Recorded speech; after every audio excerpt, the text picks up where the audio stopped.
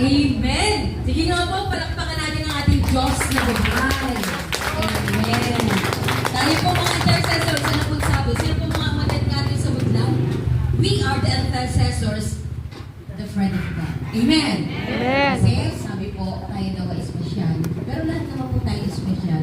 Pero ikaw nga, sabi ng Lord, tayo po yung tagapanalangin.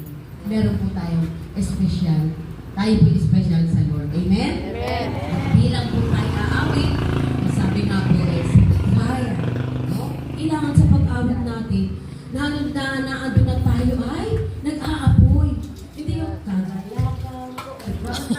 Nagagalak po ba ang Diyos doon? Siyempre hindi po. Ano? Sabi nga, freedom.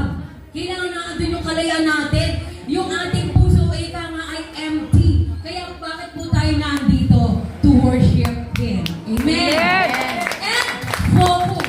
Focus sa ating pag-aawitan at focus sa salita ng Panginoon. Kung gusto mong maisaranasan, ano po itong nakalagay dito sa aming t-shirt? Ayan, yung supernatural power ng Holy Spirit, kailangan po ay tayo ay nakafocus sa ating Panginoon. Amen? Amen po ba? Amen! Umawit po tayo ng nagaganang may kagalakan sa ating Panginoon. Amen. Sige po. Hallelujah, Lord. Kagalakan po.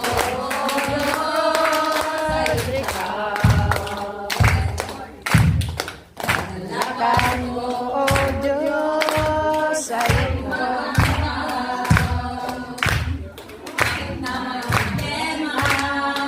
Ay kayang-kaya niyo.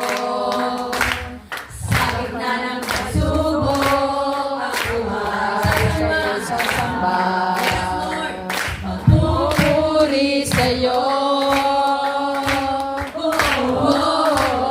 Ako ay sasayaw sa'yo, sasambahin ang ngalan mo, kahit hindi pawisan, hindi pagpapanat, tahimik lang, laging magpapabad sa'yo.